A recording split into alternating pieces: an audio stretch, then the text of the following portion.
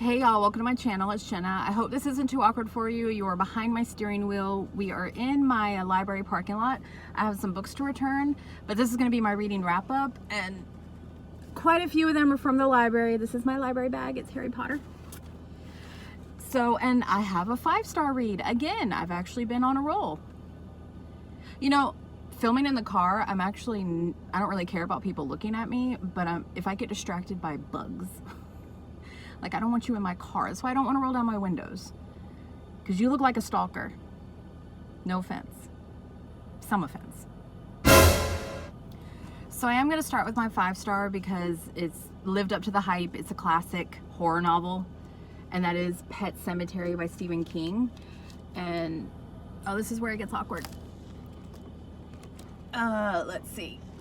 If you can see the cover of that, I didn't even notice that until, because church just stares at your face.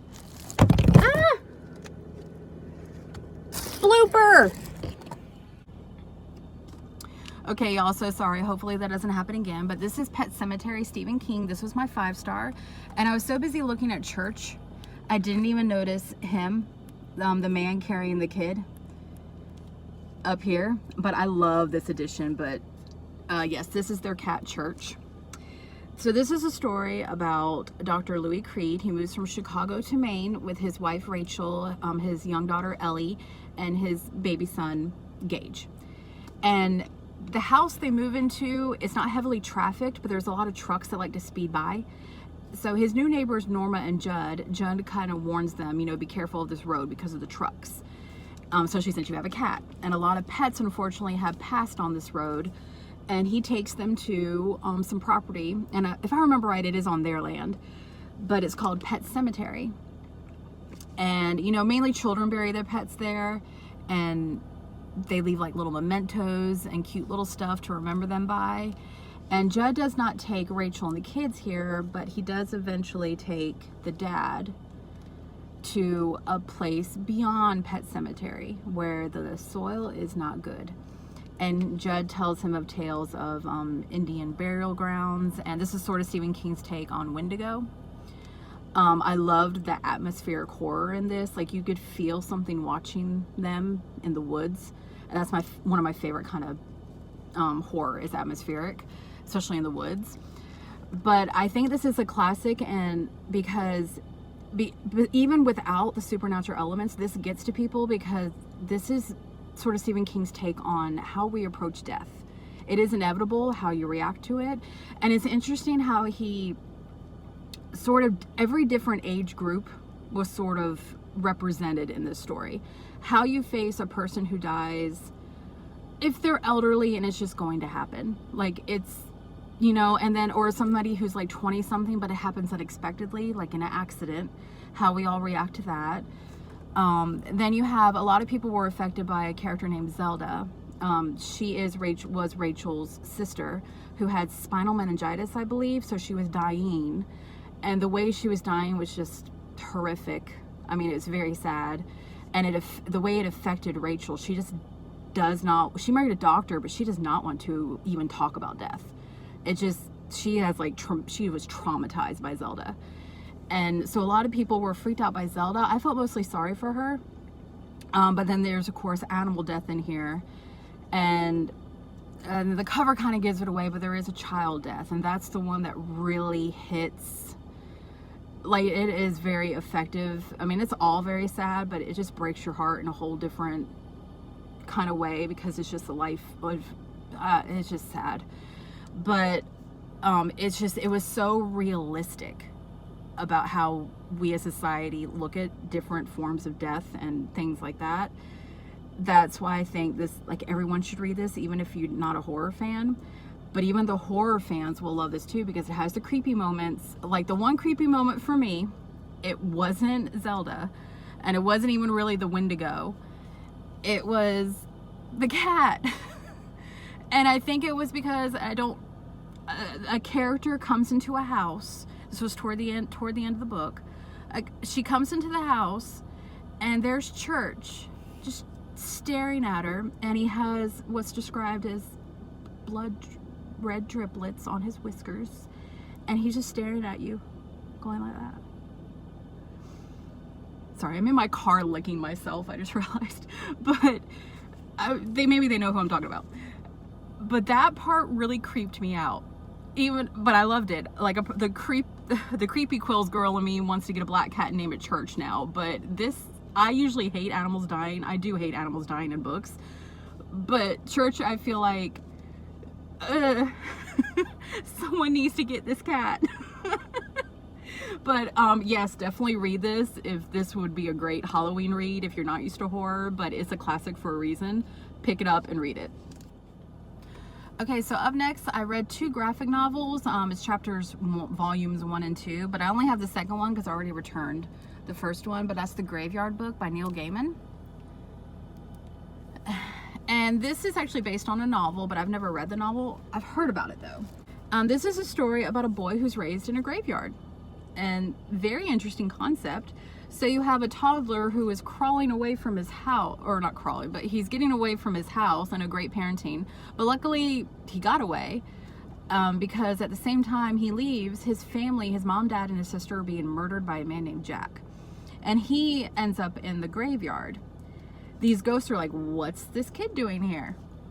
And then all of a sudden he's being chased by, they see a very kind of bad person coming after him, and his ghost mom intervenes with the ghost and is like, please protect my child.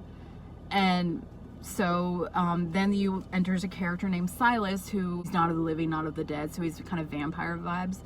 He gets rid of Jack, not kills him, but he basically gets him to leave the graveyard, like, you shouldn't be here, it's a locked graveyard, what are you doing here? And so Jack leaves, and the ghosts don't know what to do with this kid, and they're like, the mom asked us to protect him, and this Jack, or whoever that was, is after him.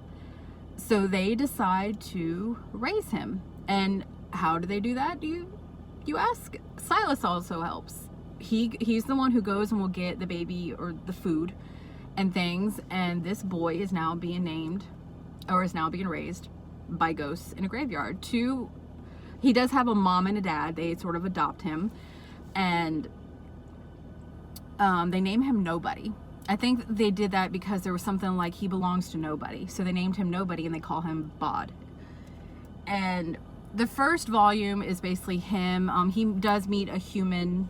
He's not allowed to leave the graveyard, but he does meet a human friend named Scarlet. And everyone thinks Scarlet just has this imaginary friend. She hangs out in the graveyard, and they're sort of a little adventure together. There's this dance between the living and the dead. I think it was called the Dance of the Macabre. I don't know how you say that. Macabre? The Dance of the Macabre. That's how I said it in my head, but I could probably wrong. A lot of people liked that one. My favorite little story in the first one was there was this witch ghost named Liza. Because she was deemed a witch, they did not give her a proper burial. They didn't give her a tombstone. So young Bod goes and he leaves the graveyard. He's not supposed to leave the graveyard. And he also has these sort of powers because he is of the graveyard. He kind of has ghost-like powers. So he leaves the graveyard though to go to try to buy her a tombstone to sell some things. And he meets not a very nice person. Things happen. But what was really good story is his relationship with Liza. It just shows how Liza, you don't want to be forgotten. Like the dead, he ends up not being able to get, minor spoiler, sorry, minor. He ends up not being able to get a tombstone for her, but he does something else instead, and he words it, we don't forget, I think yes, that's what it was. He said, like, we don't forget, and that was just so bittersweet, and just so sweet of him, and this shows his character, and I, like, teared up in a happy way, that he did that for her. And then in the second one, this one is more of him as a teenager, and he does end up leaving the graveyard again. I think the dead kind of know they love him, but they are going to eventually have to let him go because he does have to join the world of the living. He has to be able to know how to take care of himself.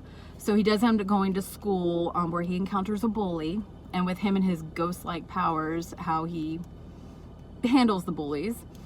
And then it also wraps up kind of Jack coming after him and his family and why, and how they deal with that. And it does have a very bittersweet ending. But so glad I read it. Definitely recommend it if you like graphic novels or stories about graveyards, or you're looking for something different. I mean, a story about a boy being raised by ghosts, That was a cute one. This is The Secrets of Hexbridge Castle by Gabrielle Kent. And this is a series, I think there's only 3. But this is about a boy named Alfie. And he inherits a magical castle, but he doesn't really know why. His mother has passed away. He has an inventor father, I think Belle's dad, Beauty and the Beast. And they don't really have a lot of money. That, you know, they're struggling. So he's like, I've inherited a castle. And they take it because it also moves him closer to his very much beloved cousins. They're twins, his age. So he likes that he gets to move closer to them. This castle apparently has been locked up for a long time, so it's kind of a big deal when it, sorry, this guy's looking at me. So it's kind of a big deal when the castle opens back up, like it has an owner. So they end up having a party. But the only thing is there, the big curiosity is why he inherited this castle. It's kind of a cool twist, actually, or a cool concept, I guess I could say. But the castle is obviously magical. One of my favorite characters is this, sorry, the guy's still staring, is this bear rug named Artan. Think Aladdin magical carpet. Artan has a great personality. He could fly, so he takes the 3 kids on this magic ride along in London, in England. And that was really, really cute. But what's going on around the town, though, is that animals are disappearing. Whoa, woman, learn how to drive. And, sorry. If she hits my car, sorry. Oh yeah. So animals are disappearing, and also there is a human death that is very odd in town. And also the magical things that are in his castle, some people are after them.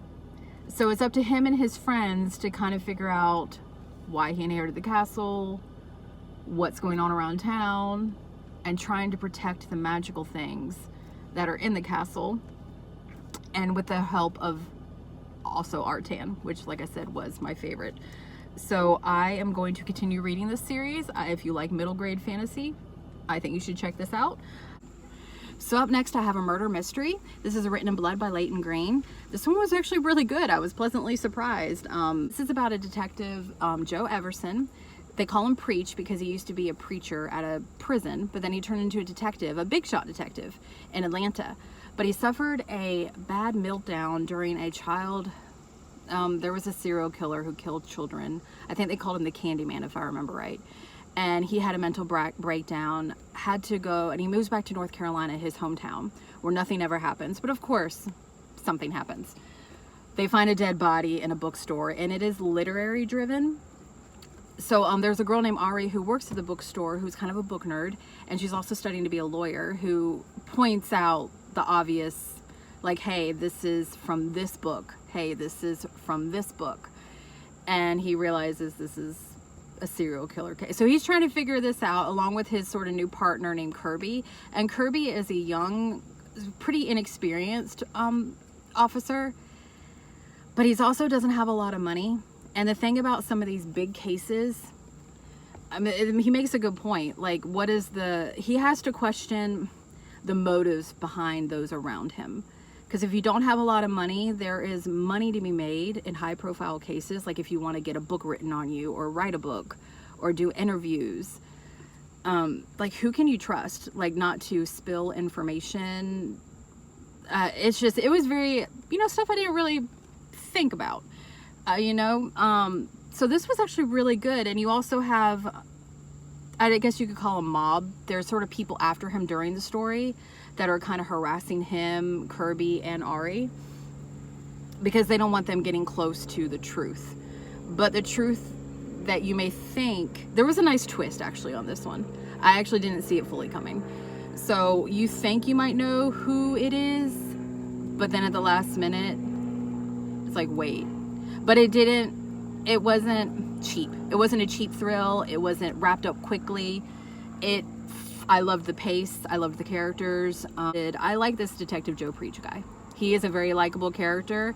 There is a romance between him and Ari, but it doesn't overtake the story. It is not slow burn. It is not fast. It is realistic, which is the romance I kind of like in these kind of stories. Realistic. So yeah, if you like murder mysteries, give this one a try. I had to roll down my window because my AC was spinning gas, and gas is going to start costing us parts of our soul eventually. So I had to cut off my car and roll down my window, and it is getting hot. So this is Ever After by F.T. Lucan. So this one I had mixed feelings about. This is about a boy named Eric who, at the beginning of the story, is actually the end of a journey. He's the chosen one. There's a prophecy. A wizard came to him saying he's going to defeat this evil ruler that has been ruling the kingdom. And he does. He kills him at the beginning of the story. But there's no one to rule the land of Chickpea. So they're like, until we get the princess out of the tower, will you do it? So he's like, he declares himself king. Shortly after, though, not that long after, spoiler alert, but not really because it's obvious, the princess is dead. So he is now king, and the little twist is that he has to find a soulmate in 3 months by his 18th birthday. I think that's 3 months away, or else he's going to fade away. So he has a crush on his mage, his best friend Matt, but he doesn't think Matt feels the same way, and he doesn't want to ruin anything. So he's like, well, I'm just going to try to woo the people from the party that helped him on the quest, the friends he just made. He's like, I don't want to marry a stranger. I want to find a soulmate that at least I'm friends with. So he starts trying to woo all his friends, which is like an elf. There's 2 warriors and like a girl named Bethany who uses a heart for charms. So I have mixed feelings about this book because I got what I wished for, but not in the best way. So number one, it does read like fan fiction, and I read fan fiction, so I'm not totally knocking that, but it just reminded me of / fan fiction. I'm a Drary fan. So I'm not totally knocking that. I just wasn't expecting it. There's not any world building, and the world was not confusing, but it's obvious that they use kind of Renaissance era. There's castles, the way they dress is very Renaissance era, but at the same time, the way the characters speak, I almost feel like I could hang out with them at the mall right now. Do you know what I mean? So it was a little, they say the F word a lot in there, and it wasn't old-timey kind of speech. So it knocked me out of the area, but the visuals were kind of that area. There's not really a magic system. Matt just kind of points and things happen. So in a way, I got what I wanted. Like, it wasn't high fantasy. But there were a lot of characters, so it helped me in that.